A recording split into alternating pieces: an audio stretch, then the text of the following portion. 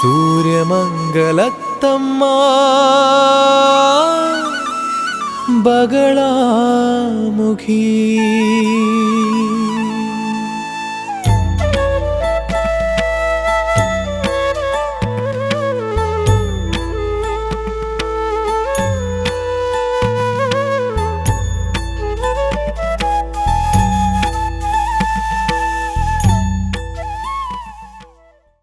జై జగన్మాత దేవి బగళాముఖి.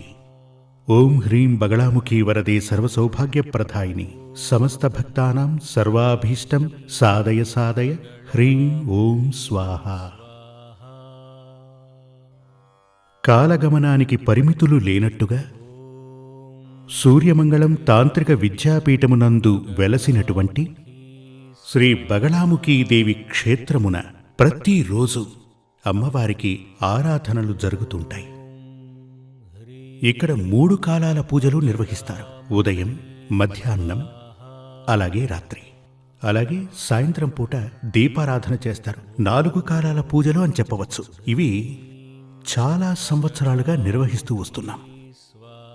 ఇక్కడ చాలామంది భక్తజనాలు ఇక్కడ అనగా తమిళనాడు రాష్ట్రం నుంచే కాకుండా ఇండియాలో ఉన్నటువంటి ప్రతి రాష్ట్రం నుంచి కూడా, విదేశాల నుంచి కూడా భక్తజనులు వచ్చి అమ్మవారి అనుగ్రహం పొంది, అంటే శ్రీ బగళాముఖీ దేవి యొక్క అనుగ్రహాన్ని పొంది అభీష్ట సిద్ధిని సాధించి సంతోషంగా ఇక్కడి నుంచి వెళుతుంటారు. అలా సంతసించిన వారు వారి యొక్క అనుభవాలను ఇక్కడ ఒక రిజిస్టర్లో రాసి మరీ వెళుతుంటారు. మాకు అమ్మవారి అనుగ్రహం చేత మేమనుకున్న కార్యాలలో లబ్ధి పొందాము అని. ఒకవేళ మీరు కూడా ఇక్కడికి వస్తే ఈ అనుభవాన్ని పొందవచ్చు. మహా అద్భుతమైనటువంటి అనుభవాలు ఇక్కడ చాలామంది చవి చూశారు. ఇదివరకే మీకు చెప్పాను, గత ఎపిసోడ్లో మీకు దీని గురించి చెప్పాను. దంపతులు పూజలు నిర్వహించి సంతాన యోగాన్ని ఇక్కడి నుంచే పొంది వెళ్లారు. వారి పూజలు ఫలించి సంతాన యోగం కలిగి బిడ్డకు జన్మనిచ్చారు. అంటే ఒక పూజ ప్రారంభించడానికి ముందుగా, నా ఉద్దేశం పూజ ప్రారంభించడానికి ముందు, అంటే పరిహార పూజ ప్రారంభించడానికి ముందే తీసినటువంటి ఎపిసోడ్లోనే మీకు ఈ విషయాన్ని నేను చెప్పటం జరిగింది. ఆ పూజ జరిగింది. టెస్ట్ ట్యూబ్ బేబీ చేయించుకోవాలనుకుంటున్నామని వాళ్ళ జాతకం చూసినప్పుడు అవసరం లేదు, కొన్ని పరిహారాలు చేసుకుంటే గనక మీకు సహజంగానే సంతానం కలుగుతుందని కొన్ని పూజలు చేయించి, ఆ పరిహార పూజలు చేసిన తరువాత, అప్పటికి ఆవిడ కన్సీవ్ కాలేదు, డాక్టర్లేమో సంతాన యోగం కలగదు అని చెప్పారట. పూజ ముగించుకుని వారి జాతకాన్ని క్షుణ్ణంగా పరిశీలించి పరీక్షించి మీకు సంతాన యోగం కలుగుతుంది, అది కూడా ఆడపిల్లే పుడుతుంది, ఆవిడకి శ్రీవిద్య అని పేరు కూడా పెట్టండి అని చెప్పాను. ఎందుకు అంటే శ్రీవిద్యాదేవి ఉపాసన. బగళాముఖీదేవి అంటే శ్రీవిద్యే. శ్రీవిద్యాదేవికి 10 స్వరూపాలు. అందులో 3 ప్రధానమైన గుణములు కలిగిన స్వరూపం ఒక్కటే ఉంది, ఆవిడే బగళాముఖి. అంటే శ్రీవిద్య ఉపాసన ద్వారా జన్మించినటువంటి బిడ్డ కనుక తనకు శ్రీవిద్య అని పేరు పెట్టమని చెప్పడం జరిగింది.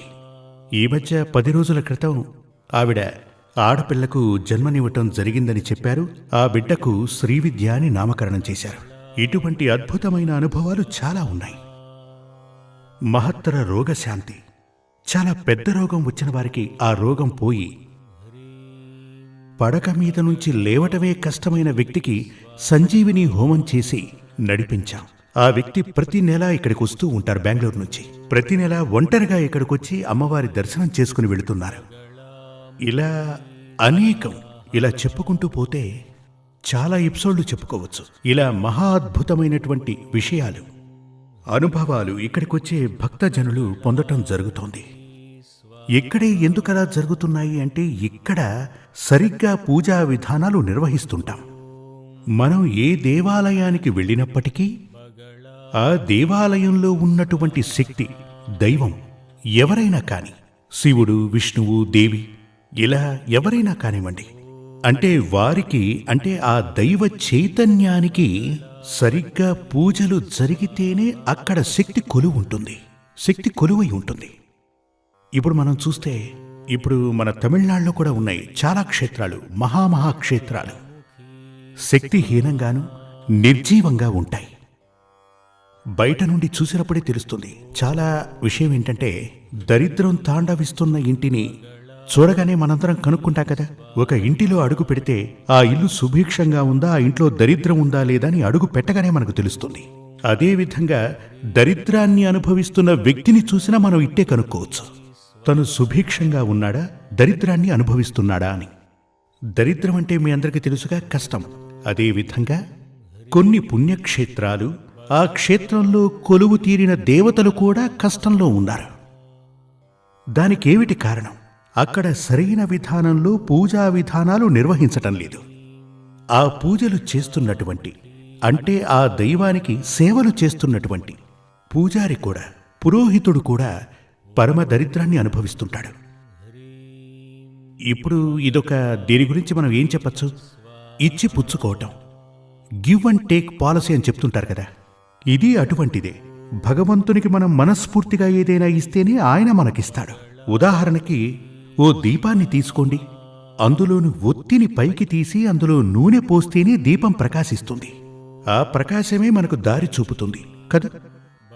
లాంతర్, ఆ లాంతర్ వెలగాలంటే ఇప్పుడు లాంతర్లు ఎవరు వాడుతున్నారు? బల్బ్ అనే మాట్లాడుకుందాం. ఇప్పుడు కరెంట్ ఉంది, మనకు బాగా వోల్టేజ్ ఉండాలి. ఆ వోల్టేజ్కి సరిపడే బల్బు కూడా ఉండాలి, లేకపోతే ఏమవుతుంది? వెలుగు చాలా హీనంగా ఉంటుంది కదా. అదేవిధంగా దేవుడు ఎవరైనప్పటికీ సరైన విధానంలో పూజా విధానాలు చేస్తేనే ఆ దైవ చైతన్యం ప్రకాశిస్తుంది. అలా శక్తివంతుడైన దేవుడే మనల్ని రక్షించగలడు. అంటే ఏ దేవాలయానికి వెళ్ళినా కొందరు చెప్తుంటారు, అవును స్వామి, నేను చాలా దేవాలయాలకు వెళ్ళాను, ఎటువంటి ఫలితం లభించలేదు అంటారు. ఇలా చూడండి, దేవుళ్ళంతా ఒక్కటే. ముందుగా ఆ విషయాన్ని తెలుసుకోండి. అన్ని దేవాలయాలకు వెళ్ళక్కర్లేదు, ఒక్క దేవాలయానికి వెళితే చాలు, ఒక్కరిని దీక్షగా ధ్యానిస్తే చాలు. అలా ఉన్నప్పుడు మీ కష్టనష్టాలనన్నింటినీ తీర్చేటువంటి బాధ్యత ఆ శక్తి, ఆ భగవంతునికి ఉంటుంది. కానీ ఆ భగవంతుడే గనక శక్తిహీనుడైతే, శక్తిహీనుడైనటువంటి వాని దగ్గరికెళ్ళి మనల్ని కాపాడమంటే శక్తిహీనుడు మనల్ని ఎలా కాపాడతాడు? కాపాడలేడు కదా. సూర్యమంగళానికి సంబంధించినంత వరకు నిష్టగా పూజలు నిర్వహిస్తూ ఉంటాం. ఇక్కడ కొందరు చాలా దూరం నుంచి వస్తుంటారు, విదేశాల నుంచి కూడా వస్తుంటారు. వారికి ఏం చెప్తామంటే 7 గంటలకు పూజ అంటే 6:45కే మీరుండాలంటాం. మీకోసం ఎదురు చూడటం కుదరదు. ఇక్కడ పూజలు నిష్టగా చేస్తుంటాం. ఇక్కడికొచ్చే కొంతమంది చెప్తూ ఉంటారు, ఇది లోకంలోనే అద్భుతం అని. నేనే ఊరికే చెప్పట్లేదు, మీరు కావాలంటే ఇక్కడికొచ్చి చూడండి, మీరది కళ్ళారా చూడవచ్చు. ఇక్కడికొస్తే ఇక్కడ నిర్వహించేటువంటి విధి విధానాలు, శుచి, శుభ్రత, పూజా విధానాలు అన్నీ కూడా మీరు చూడవచ్చు. మీరు అత్యంత ఆశ్చర్యానికి లోనవుతారు. ఎందుకు అంటే ఇక్కడ ఉండేటువంటి వారు అపూర్వ దేవత శ్రీ బగళాముఖి. శ్రీ బగళాముఖి దేవి. చాలామంది నన్ను అడుగుతూ ఉంటారు, అమ్మవారికి అంత శక్తి, అంత మహత్తే ఉంటే ఎందుకని మరిన్ని దేవాలయాలు లేవు? ఎందుకు అంటే ఆవిడకంటూ కొన్ని విధి విధానాలున్నాయి, వాటిని తప్పనిసరిగా పాటించాలి. లేదు అంటే గనక ఆరాధన చేసే వ్యక్తికే ప్రమాదం వస్తుంది, అంటే పూజారే ప్రమాదంలో పడతాడు. ఇక్కడికొస్తే మీకు అన్ని విషయాలు తెలుస్తాయి. విధి విధానుసారమే ఇక్కడ పూజలు నిర్వహిస్తారు. అలాగనమాట. మనిషిగా పుట్టిన ప్రతి ఒక్కరూ శరీర రూపేణా మనిషిగా ఉంటూ మానసికంగా మృగంలా ప్రవర్తించేవాళ్ళు 1,00,000 మంది ఉన్నారు. అలా ఉన్నటువంటి వారికి ఇది అర్థం కాదు. మీకు బుద్ధి ఉండాలి, తెలివి ఉండాలి. అలా ఉన్నట్లయితే తప్పకుండా మీరు ఇక్కడికి వచ్చారంటే ఇక్కడి మహత్తేంటో మీకు అర్థం అవుతుంది. మరో విషయం, ఇక్కడికి వచ్చిన తరువాత మీరు అనుకున్న కార్యాలు ఎందుకు జరుగుతుంటాయి అంటే, మీరు ఏమి చేస్తే, అంటే ఏంటంటే మీకు ఒక ఉదాహరణ చెప్తాను. ఇప్పుడు హాస్పిటల్కి వెళుతూ ఉంటాం. ఆ హాస్పిటల్కి వెళ్ళిన వాళ్ళందరికీ వ్యాధి నయమవుతూ ఉంటుంది. దానికి కారణం ఏమిటి? అక్కడున్నటువంటి వైద్యుడు రోగమేమిటో తెలుసుకుని దానికి కావలసిన మందులు ఇస్తున్నాడని అర్థం. అదేవిధంగా ఇక్కడికి వచ్చిన వారు, ఇప్పుడు వ్యక్తి వచ్చి మాకు సంతాన యోగం లేదు స్వామి, పూజ చేయండి అంటే మేము పూజలు చెయ్యం. ముందు నీ జాతకాన్ని తీసుకురా, అందులో నీకు సంతాన యోగం ఉంటే గనక, అసలు సంతాన యోగమే లేదా ఈ విషయం జాతకం చూస్తే తెలుస్తుంది. సంతాన యోగం లేకపోతే ఎటువంటి పూజలు చేసినా ఏ ప్రయోజనము ఉండదు. ఇది అర్థం చేసుకోండి. సంతానయోగం ఉంది, కానీ దానికి చాలా అడ్డంకులున్నాయి. ఆ అడ్డంకులు తొలగిస్తే సంతానయోగం కలుగుతుంది అంటే పూజలు నిర్వహిస్తే దానికి ఫలితం లభిస్తుంది.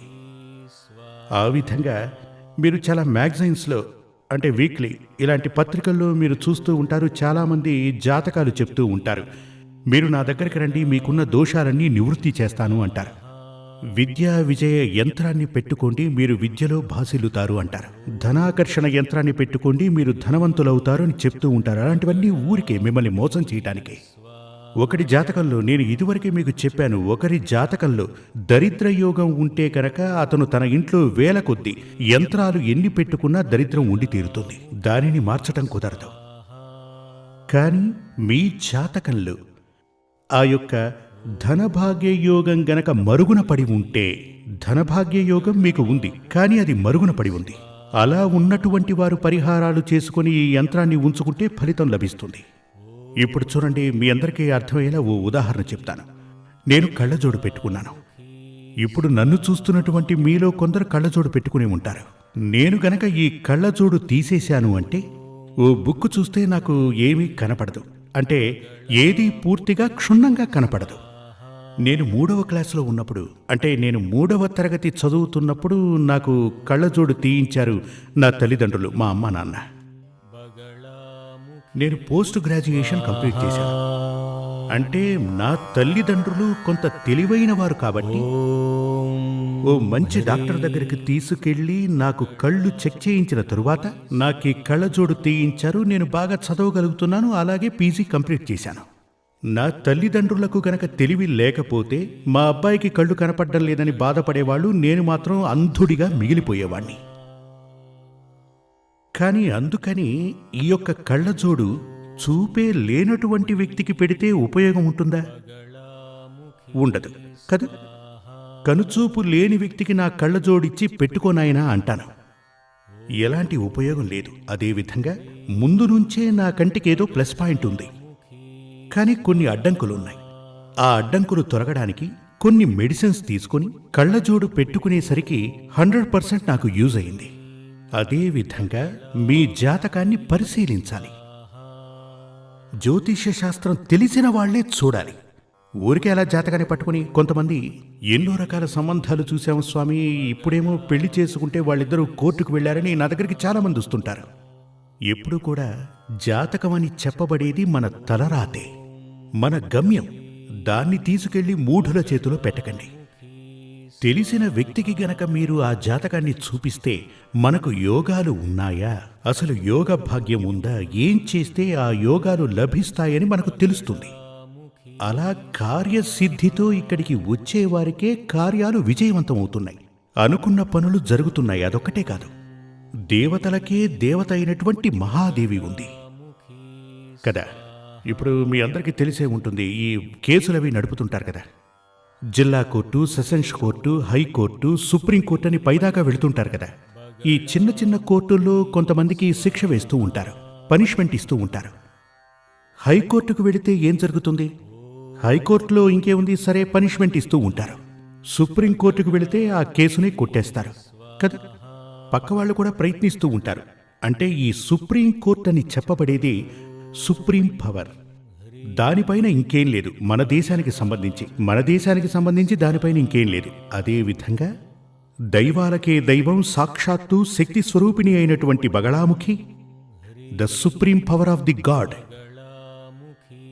దాన్ని మర్చిపోకండి. ఏ విధినైనా మార్చగలిగే శక్తి ఆవిడకు ఉంది, ఆ అమ్మవారికి ఉంది.